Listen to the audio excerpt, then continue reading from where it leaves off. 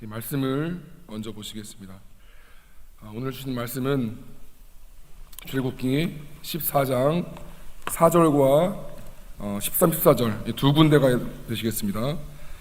14장 4절을 먼저 같이 합독하신 후에 13과 14절을 같이 합독하시겠습니다. 구약 102면에 있습니다.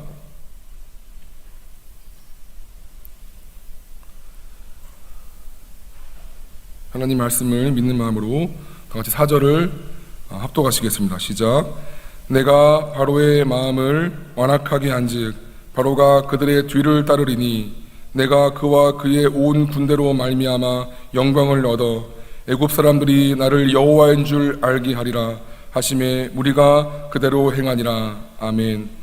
13과 14절을 다 같이 합독하십니다. 시작.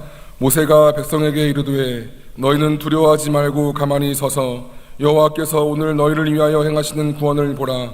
너희가 오늘 본 애굽 사람을 영원히 다시 보지 아니하리라.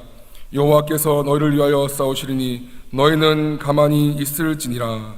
아멘. 아멘.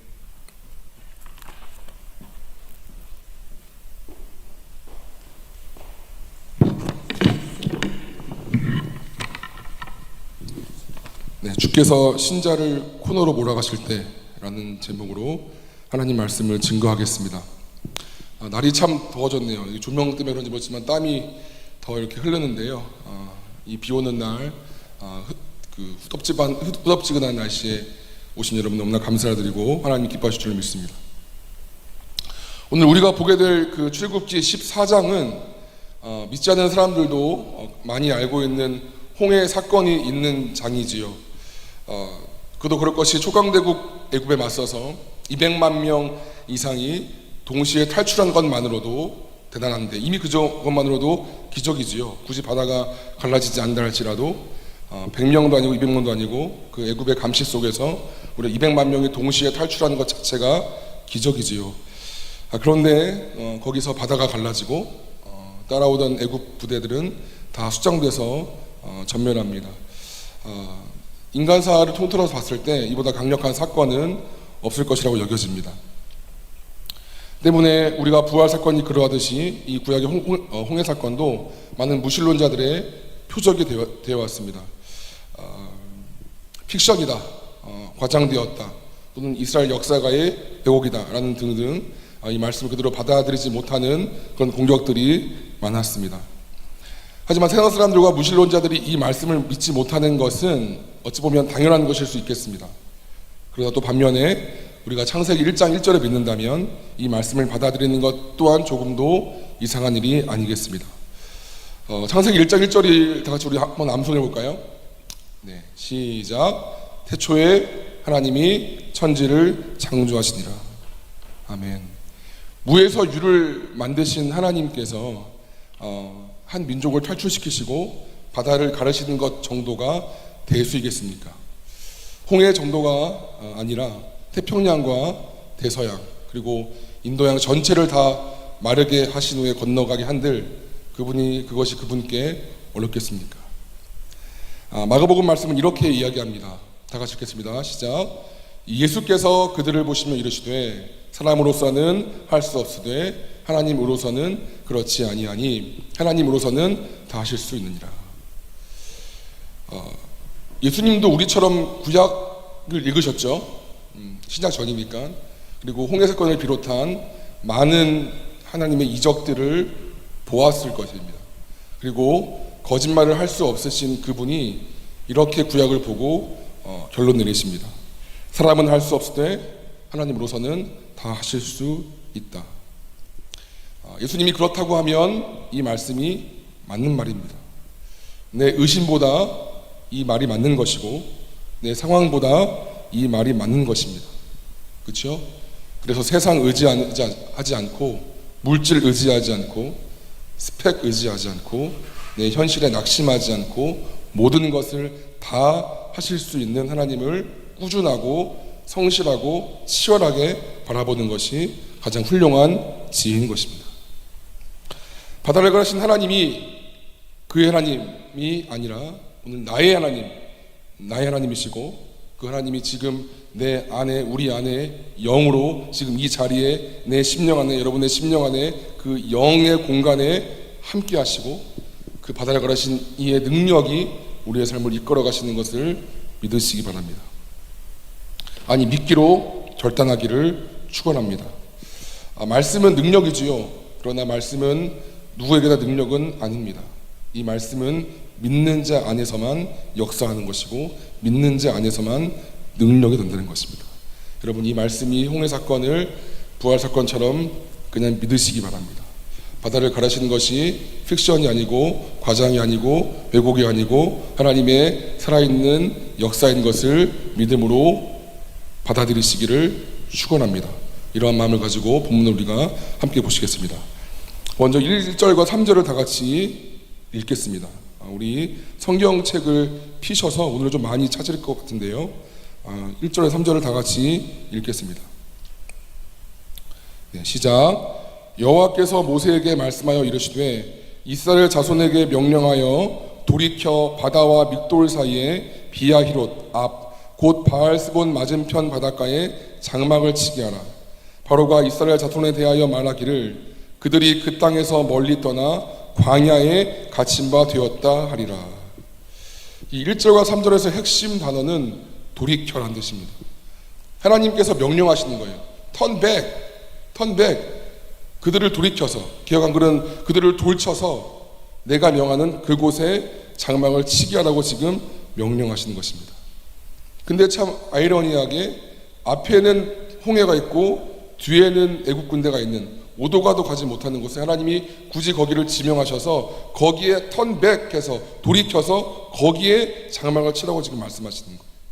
그러니까 당연히 3절에서 바로가 이 모습을 보고 그들이 광야에 갇혔구나 라고 말할 거라는 것을 하나님 지금 말씀하시는 것입니다. 하나님은 이미 바로가 분하게 여기면서 추격해 올 것들을 아셨습니다. 아셨겠지요? 다 함께 우리 6절과 7절을 보시겠습니다. 시작. 바로가 그의 병거를 갖추고 그의 백성을 데리고 갈새 선발된 병거 600대와 애굽의 모든 병거를 동원하니 지휘관들이 다 거느렸더라. 다시 말해서 애굽의 총 동원령 내렸습니다. 당시 가장 앞서 있었던 무기체계인 병거를 다 동원하고 병사가 아니라 일일이 다 지휘관들이 거느렸습니다. 10가지 재앙을 통해 나라가 망하고 자식이 죽는 쓴맛을 맛봤지요, 바로가. 그러면 하나님께 항복할 만도 한데 남은 군대를 싹 모아서 다시 하나님께 대항하는 모습을 보이는 것입니다. 화가 나서 끝까지 이를 악물고 이스라엘을 잡아서 잡기 위해서 애쓰는 그런 바로의 모습이 눈에 보입니다. 여러분, 이런 바로의 모습이 대표하는 것이 있습니다. 바로 사단의 모습이라는 것입니다. 우리가 한번 은혜 받았다고 해서 오늘 예배를 통하여서 한번 찬양을 통하여서 회복이 되었다고 하여서 우리가 정말 이긴 걸까요? 오늘 내가 하나님 앞에 말씀을 믿고 하나님 앞에 잘 살았다고 할지라도 오늘의 승리가 내일까지 보장된다는 건 없습니다. 마귀는 우리한테 덤비지요. 언제까지요? 우리가 넘어질 때까지, 우리가 포기할 때까지. 제가 중단하지 말라고 말씀드렸죠. 우리가 그만둘 때까지 끝까지 덤빕니다. 집요합니다. 하나님께 나아가지 못하게 하는 것이라면, 죄를 짓게 하는 것이라면, 하나님의 생명을 떠나게 하는 것이라면 온갖 가진 수를 다 쓰는 것이 이 바로의 모습. 끝까지 덤비잖아요. 그렇게 나라가 다 망했는데 끝까지 버티잖아요. 그것이 사단의 속성이라는 것입니다. 그러니 하나님 앞에 우리가 깨어있지 못하고 그렇게 못한 채로 살고 있다는 것은 얼마나 큰 위험이고 손해일까요? 적은 눈을 부릅뜨고 언제라도 우리를 넘어뜨리기 위해서 기회를 노리는데 우리는 국경을 열어놓은 무방상 국경을 열어놓은 것과 다를 바가 없다는 것입니다. 그래서 베드로는 이렇게 얘기합니다. 다 같이 읽겠습니다. 시작. 근신하라, 깨어라. 너희 대적 마귀가 우는 사자같이 두루다니며 삼킬 자를 찾나니 너희는 믿음을 굳건하게 하여 그를 대적하라.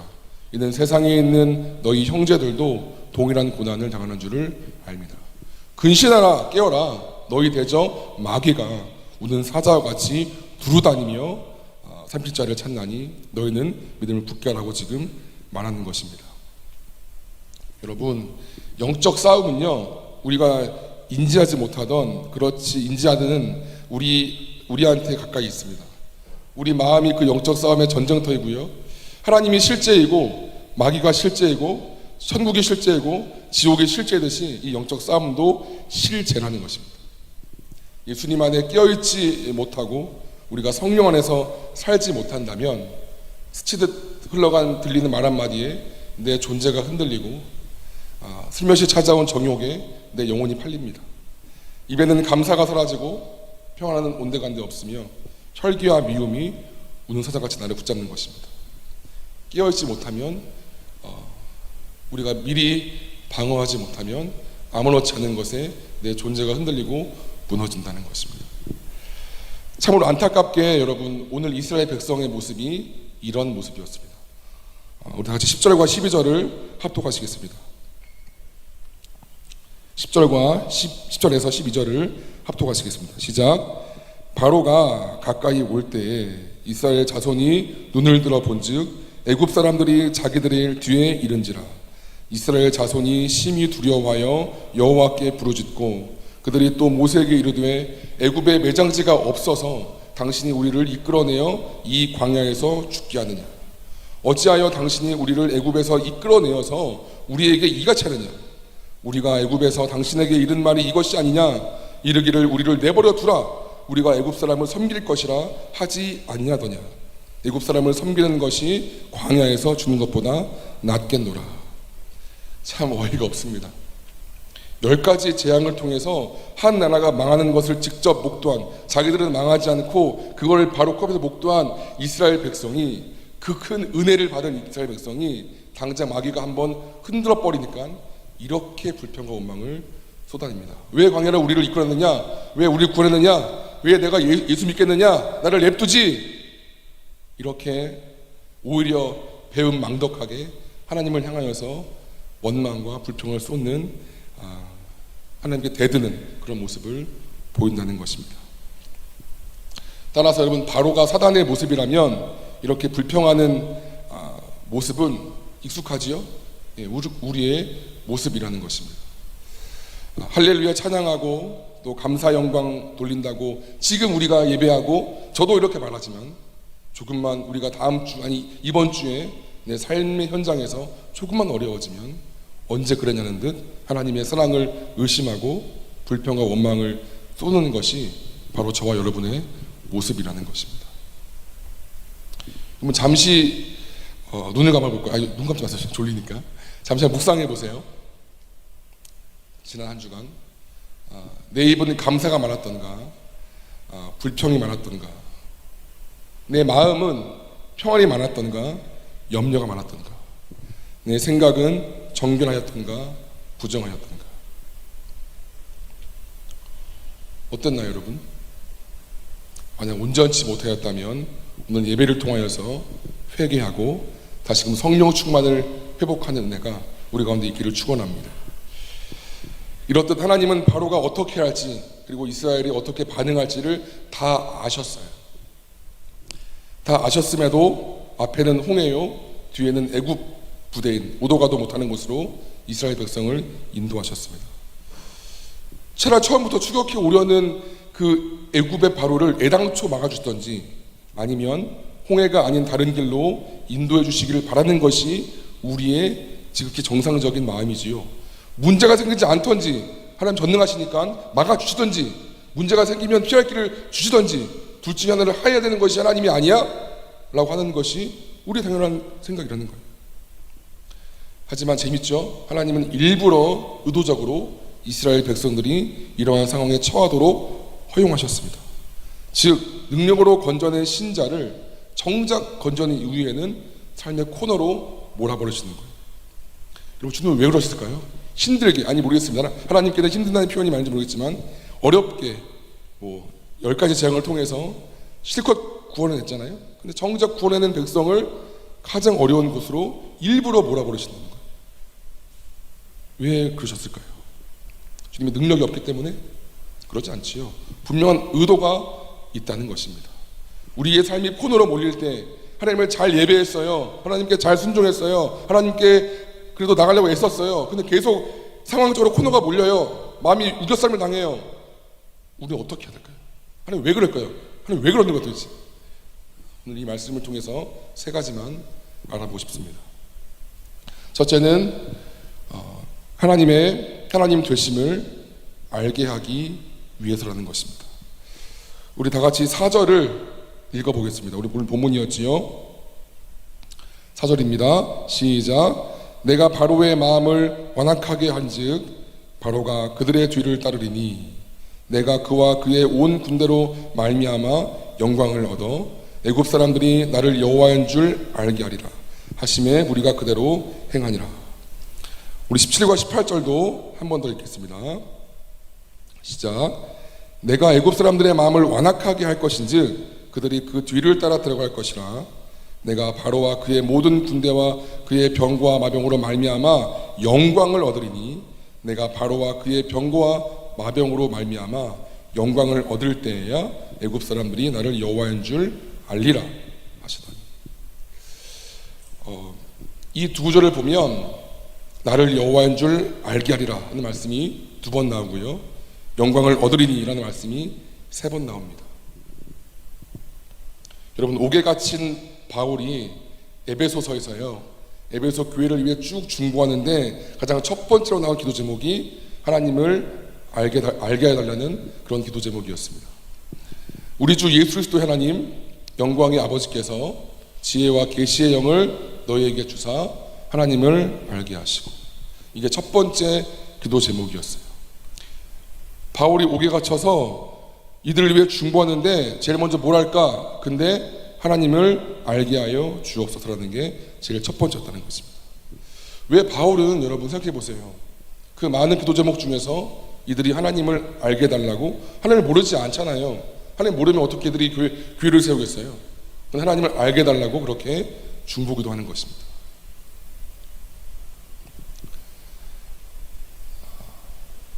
생각컨대 아마 하나님을 알되 지식으로만 알았다든지 나에게 아직 실제가 되지 못했던 것 같습니다.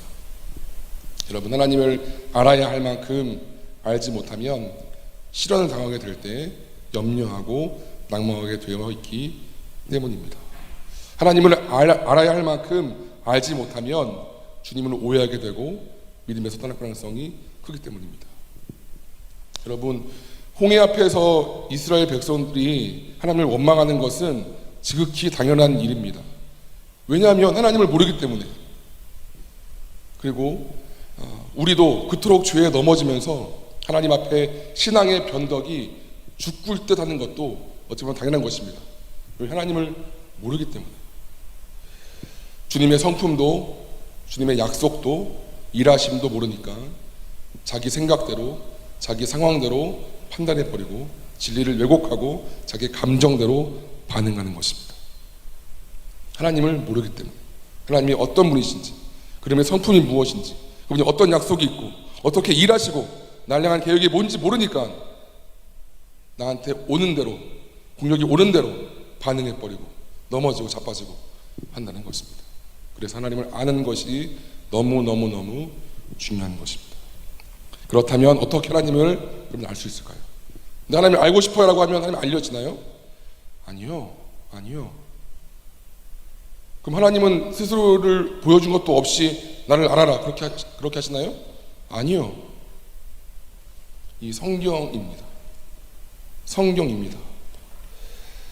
성경은 인류의 창조부터 시작하여 수천 년의 이스라엘 역사를 통해 신자에게 하나님이 어떠한 분이신지를 알려주시는 하나님의 자기소개서 내지는 자기 프로필입니다. 궁극적인 하나님의 자기 계시라는 것입니다. 우리와는 비교가 안 되는 하나님의 그 고차원의 하나님께서 인간의 언어로, 인간 차원에서 인간이 이해할 수 있도록 인간의 언어를 통해 말씀하시고 풀어주시고 자신이 이런 분이라는 걸 알려주는 게 이 신약과 구약이라는 것입니다. 물론 하나님을 알 수 있는 방법이 있죠. 뭐 자연을 통해서도 알 수 있고 많은 방법이 있지만 가장 궁극적인 완전한 계시는 이 성경이라는 거예요. 왜 성경을 봐야 돼요? 여기 하나님이 있으니까. 왜 성경을 봐야 돼요? 하나님이 어떤 분이 여기 나와 있으니까.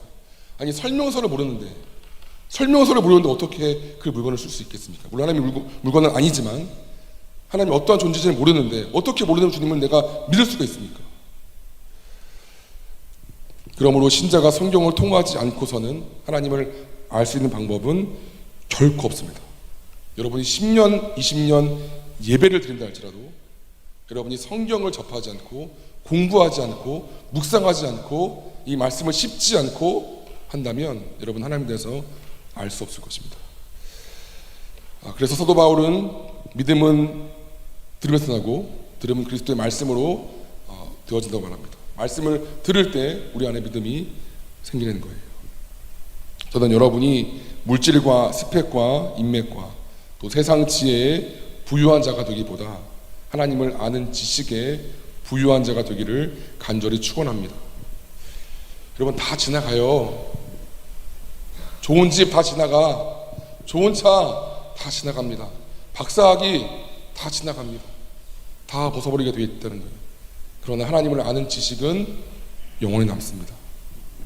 영원성은 곧 가치이지요. 주님이 우리 삶의 가장 좋은 것, 즉 주님을 아는 지식을 주시려고 계속 우리의 삶을 뒤흔드는 거예요.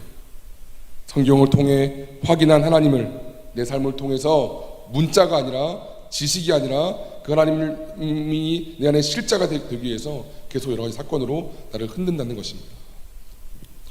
두 번째는 하나님의 백성들이 하나님을 의뢰하는 법을 배우게 하기 위해서입니다. 우리 14장 마지막 절을 다 같이 한번 읽겠습니다. 마지막 절입니다. 시작. 이스라엘이 여호와께서 애굽 사람들에게 행하신 그 큰 능력을 보았으므로 백성이 여호와를 경외하며 여호와와 그 종 모세를 믿었더라. 홍해를 앞에 두고 애굽을 뒤에 두고 정말 죽을 것 같은 답답함 속에 있었는데 하나님이 이렇게 홍해를 가르치고 인도하시는 걸 보니까 그제야 믿었더라라고 마지막 장의 결론이 되어 있습니다. 여러분 믿으면 따라갈 수 있습니다. 아브라함이 하나님을 믿었으니까 따라갔죠. 마찬가지로 모세도 믿었으니까 따라갔습니다. 다윗도 따라갔습니다. 다 안 봤지만 하나님은 다 안 보여주세요. 다 안 봤지만 믿음으로 따라갈 수가 있습니다. 믿기 때문에. 하나님은 이 홍해 사건을 통해서 이스라엘 백성들에게 그리고 지금 우리에게 말씀하십니다. 네 삶의 홍해와 바로 때문에 두렵느냐? 내가 바다를 가르면서 너를 인도하는 것 보았느냐? 그러니 앞으로 염려하지 말고 나만 믿고 따라오라 라고 이 가나안의 첫 출발에서 이스라엘 백성에게 우리에게 말씀하신다는 거예요. 여러분 이 말씀이 좀 믿어지세요? 바다를 가른 이 식상한 이 글이 믿어지세요? 그 능력이 우리 안에 있다니까. 신자가 죄악의 애굽에서 건진받으어서 천국의 가나안에 다다를 때까지 인생의 광야를 걸을 때 시험당에 넘어지지 않으려면 딱 한 가지를 해야 되는데 주님을 온전히 신뢰하는 것입니다. 그도 그럴 것이 광야에는 물도 없지요, 집도 없지요, 양식도 없지요, 나를 보호해줄 아무것도 없는 그런 곳이에요. 그래서 그들이 할 수 있는 유일한 것은 그 모든 것을 공급하시는 하나님을 믿고 의뢰하는 것뿐이라는 것입니다. 그러므로 광야를 걸어가는 신자의 최고의 능력은, 가장 최고의 능력은 저의 사역 경험이요, 저의 말씀의 능력이요, 우리의 뭐 어떠함이요? 아니요. 주님을 신뢰하는 것. 그것이 신자가 이 인생이라는 광야를 걸어감에 있어서 가장 최고의 능력인 것을 믿으시기 바랍니다. 그래서 하나님은 본문 13, 14절 통해서 이렇게 말씀하시는 거예요. 모세가 백성에게 이르되 너희는 두려워하지 말고 가만히 서서 여호와께서 오늘 너희를 위하여 행하시는 구원을 보라. 너희가 오늘 본 애굽 사람을 영원히 다시는 보지 아니하리라. 여호와께서 너희를 위하여 싸우시리니 너희는 가만히 있을지니라. 여러분 제가 죄송해요. 제가 욕 한번 할게요. 닥치고 봐라 그거예요. 닥치고 봐. 함부로 불평하지 말고, 함부로 원망하지 말고, 함부로 내뱉지 말고 닥치고 봐라. 지금 그 말씀하시는 거예요. 좀 세게 이야기하면. 그래서 내가 하나님께 하나님 이러한 분이시구나. 내가 이렇게 죽을 것 같고 힘들었고 나는 안 될 것 같다고 생각했는데 하나님이 이렇게도 역사하시는구나 라고 하는 것들을 세게 우리 가운데 말씀하심으로써 괜찮아 나를 봐, 내가 구원할 거야, 너는 그냥 가만히 잠잠히 나를 바라고 지금 말씀하시는 거예요.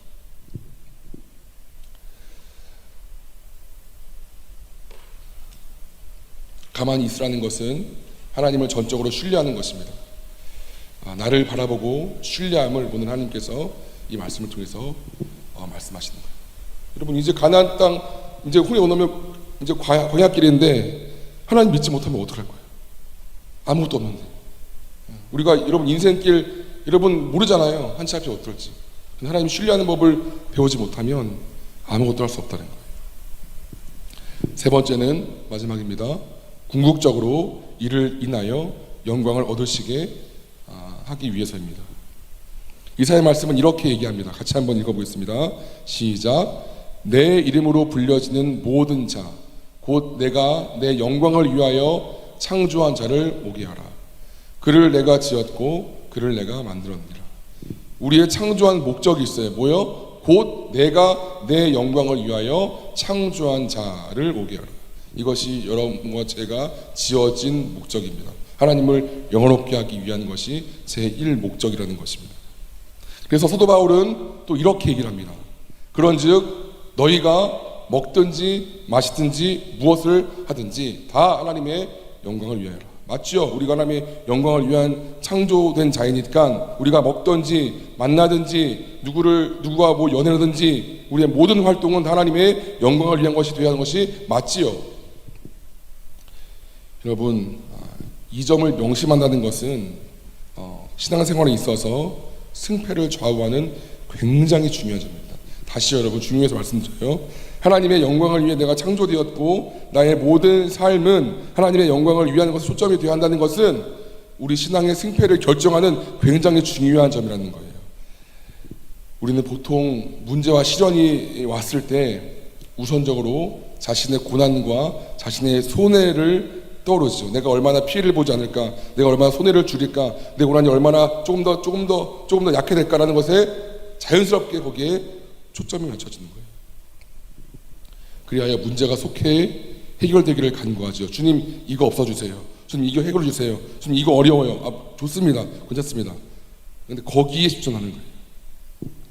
여러분 한번 생각해 봅시다.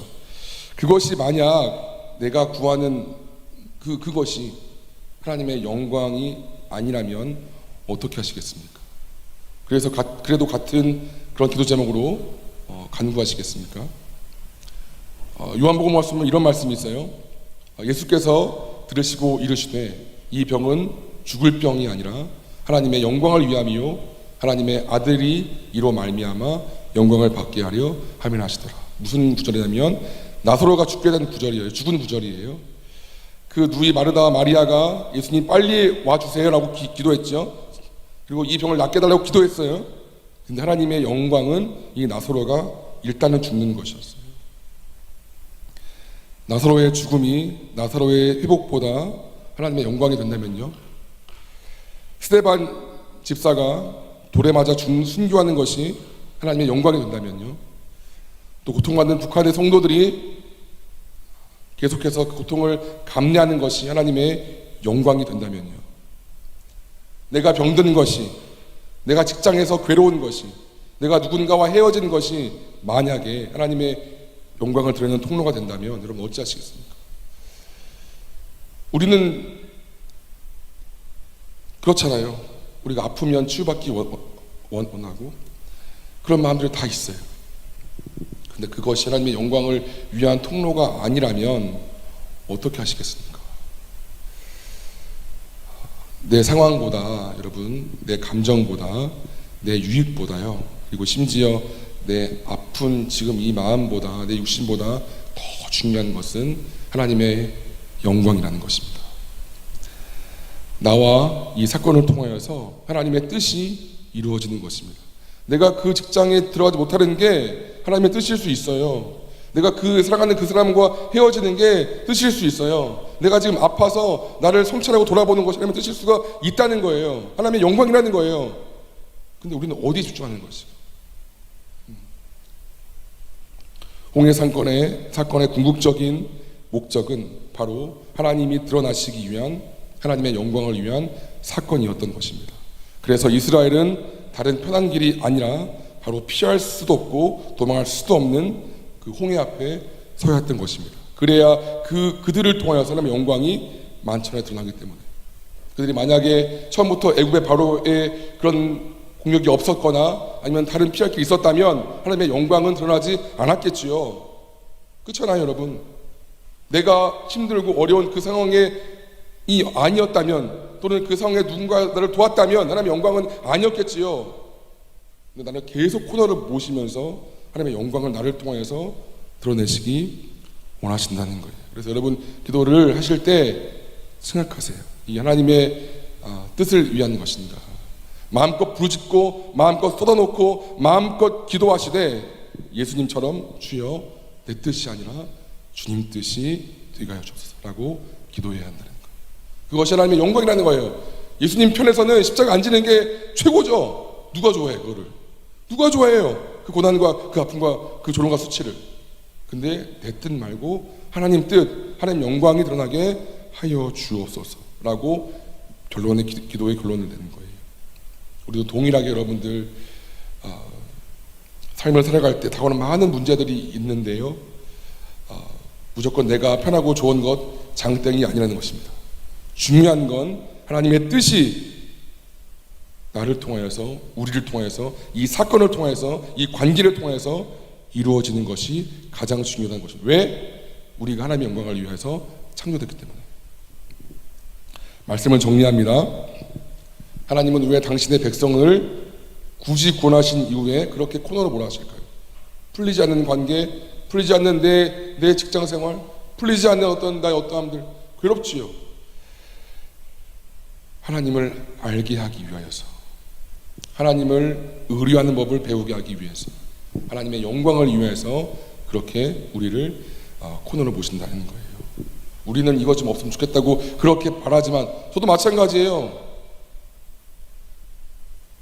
만약에 우리 청년부가 딱 이렇게만 구성되고 더 이상 부응하지 않는 것이 하나님의 영광이라면 그렇게 돼야지요. 그러나 이 자리에 차고 넘쳐서 하나님을 예배하는 것이 하나님의 영광이라면 다 나와야지요. 중요한 것은 내 감정이 아니에요. 내 즐거움이 아니에요. 하나님 뜻이라는 거예요. 하나님 영광이라는 거예요. 그것만이 중요하다는 거예요. 네, 말씀 다 끝났습니다. 제가 3시 안에 오늘 마치려고 했는데 처음으로 성공한 것 같습니다. 여러분 잊지 마세요. 우리는 늘 불평하는 이스라엘 백성 같고, 마귀는 늘 바로같이 우리를 삼키기 위해서 애쓰지만 그렇다고 두려워하지도 말았으면 좋겠어요. 하나님이 우리 안에 계시기 때문에. 그리고 하나님을 아는 것이 가장 최고의 축복이에요. 하나님 이 사건을 통해서 나에게 뭘 말씀하시는가, 이 성경을 통해 나에게 뭘 말씀하시는가, 그걸 아는 것, 그래서 그분을 아는 만큼 믿어드리는 것. 그러면 여러분 같은 문제가 또 오지요. 그 다음번에 흔들리지 않을 수 있어요. 하나님 또 이렇게 하실 거야. 더 내가 그걸 통과하면 또 더 큰 게 오죠. 흔들리지 않아 그 사람은. 하나님 또 이렇게 하실 거야. 믿음의 부유한 자, 믿음의 거부가 되는 거예요. 이게 강력한 사람이라는 겁니다. 그리고 그 삶을 통해서 하나님의 영광이 된다면 이것보다 더한 그리스도의 축복은 없는 것이지요. 뭐 교회에서 목사가 되고 장로가 되고 이거가 축복이 아니라 하나님의 앞에 부유한 지식과 부유한 믿음과 하나님 영광을 위한 통과된다는 것이, 이것이 가장 최고의 축복임을 믿으시기 바랍니다. 우리의 신앙은 거기에 초점을 맞추고 달려가야 된다는 것입니다. 아멘. 네.